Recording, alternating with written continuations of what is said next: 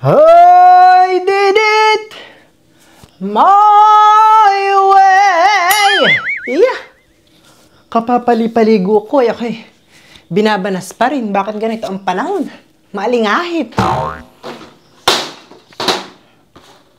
Ano? Ay, nasaan na yung 50 pesos na ipinatong ko dito, ah? Sa pagkakatanda ko, dito ko lang inilagay. Bakit wala na dito? Talaga naman kayo mga pakialamin. Hani, yung mga kamay ninyo, yung mga dot-dot. Hindi naman sa inyo, dinadampot ninyo. Abo, nonoy. Napapaano ka na naman diyan?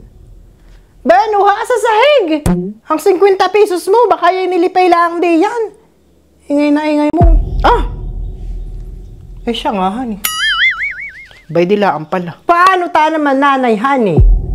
Ay, pirmi mong inuuna ay ang bunganga mo. May mata ka na, may bakit hindi siyang iyong unahin? At nang ikaw hindi din nagkakaingay. Kami pa ang pinaghahanapan mo na yung 50 pesos mong iyong, abo, hindi ko dadamputin.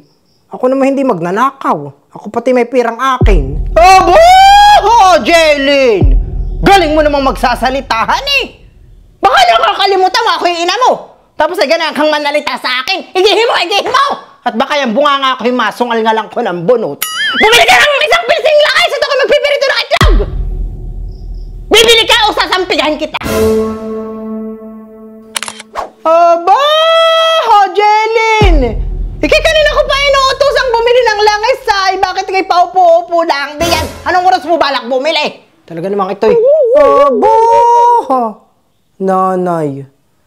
Bayan man din sa lamisa. Yung langis na pinabili mo sa akin, kanina ka pa diyan ipinatong. Hindi mo gamitin yung mata mo. Nagbumunga ka na naman. Ay bali na pala. Hindi ko napansin. Ay bakit ang sukli dudos na? Ay ang binigay ko sa 50. Ano na namang binili mo? Talaga namang pag kayo inutusan ay kailangan na iuupahan pa eh. Ay kayo naman kakain din itong mga lulutuin ko. Mga lintik kayo. Aba, nanay napapaano ko. Ako'y walang binibiling kung ano. Ang sukli mo lang talaga'y dudos. At yun naman pong pinabili mong isang pilsing lang ay 48 pesos. Ay di talagang ang sukli dun sa yung 52. Ano? 48 pesos ang isang pilsing? Ay saan mo na ito binili? Bakit patit parang ito ha? Kakaunti, isang pilsin na ito. Ay yan man din ay doon ko binili kay Chasun. Paano mo pati nanay nasabing kulang sa isang pilsin? Ay nakita ko namang sinukat ni Chasun doon sa kanyang sukatang maliit na buti ng soup drinks na gano'n. Ay, kaya naman pala ito'y kakaunti. Yung sukatan ni Chasun ay sala. Doon yung sinukat sa gano'ng maliit na soup drinks ang mismo. Abay, ang laman na yun ay 290 ml. Ay, ang isang pilsin naman ay 350 ml, Jalen. Ay, dito kulang ng 60 ml. Ay, kulang na nga. Ay, mahal na mahal pa. Ang isang pilsing langit ay 40 pesos lang. Sa kanya 48. Grabe naman siya magpatubaw. Hindi man lang naman siya maalam magbayad ng barangay permit para doon sa kanya saray-saray store.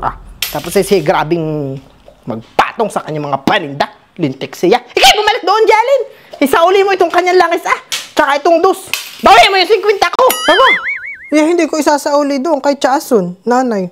Kung gusto mo, ikaw ang pumaroon. Iyang bra mo pati, nanay.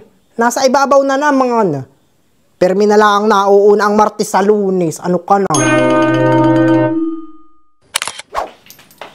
Aba, nanay, saan ang punta mo? Isasauli ko.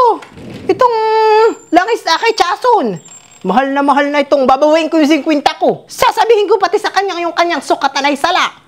At yun namang buti ng coke mismo yung 290 ml. Kulang ayun sa isang pilsin. Madaya siyang... At talagang asasauli mo pa yung langis? Kay Chasun? Hoy, nanay. Ikay magtigil. Naghahanap ka lang ng kababag. Ikay bibigyan ko na lang ng utso. At na ikay matahimik na. Bakit 8 pesos lang ang ibibigay mo sa akin? Ang pera ko 50.